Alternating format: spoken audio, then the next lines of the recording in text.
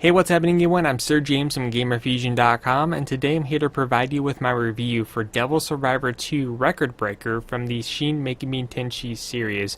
Now, pretty much what this game is that this is a remake of an original DS game, but this time brought over to the Nintendo 3DS with improvements along with additional content, and of course one of the other big changes that it also includes a fully voiced English story dialogue to kind of give it a more in-depth to the cast of the Devil Survivor 2's original storyline.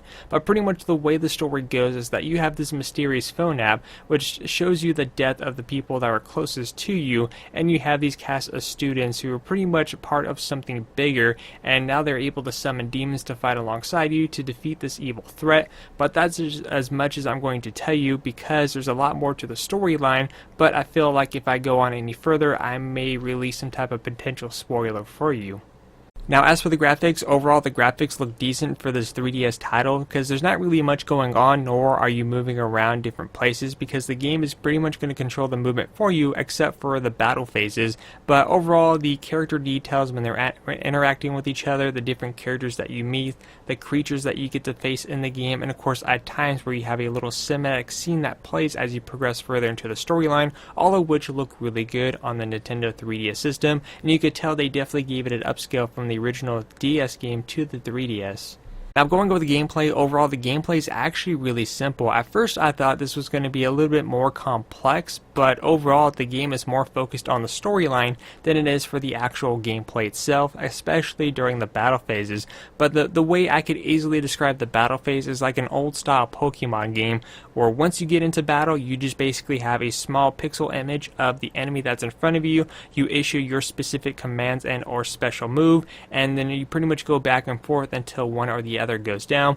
But the way the system goes is that you're not in the battle system until one goes down. You have a chance of killing the person there, but the way this works out is that you commence the battle. If it's your turn and you attack the enemy, you're going to gain an additional turn. However, if the enemy attacks you, they're going to gain one additional attack as well, and pretty much you go back and forth between 2 or 3 attacks. Then that's the end of the battle phase. If no one goes down, you basically progress into the next player's turn, and vice versa, and just pretty much goes back and forth between that. So overall the gameplay is really simple to do because the game controls your movements in terms of the locations that you get to visit. You select the location, there's a set of dialogue, then you commence a battle, which easily tells you that there's going to be an upcoming battle, so you know ahead of time. But that's pretty much all you do, is go through dialogue, do a little bit of combat, and then you pretty much progress into the story, because after all the game is focused on the storyline than it is gameplay. But overall, very simple.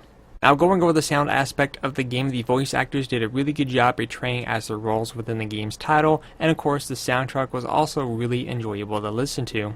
Now, as for the lifespan, overall I definitely see some replayability for this title. First off, when you start a new game, you have 2 options for a difficulty level. You have one that's a little bit more easier, but at the same time it does offer some challenges along the way, or you have a much more advanced difficulty, which is definitely going to make the game a lot harder, and of course prolong the lifespan until you end up beating the game. So if you want a little bit more of a challenge, definitely bump up the difficulty level.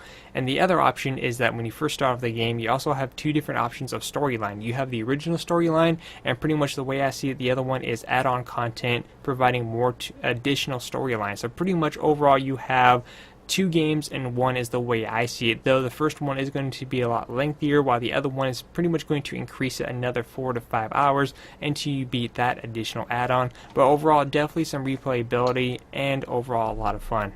As for the innovation, was there anything new here? Was this something that we've already seen before? The innovation here was that they took an original DS game, brought it over to the Nintendo 3DS, added a lot more additional content, made some minor tweaks within the gameplay, definitely added a higher resolution to make the visual aspect look a lot better, and of course let us not forget the fully English voice actors from start to finish.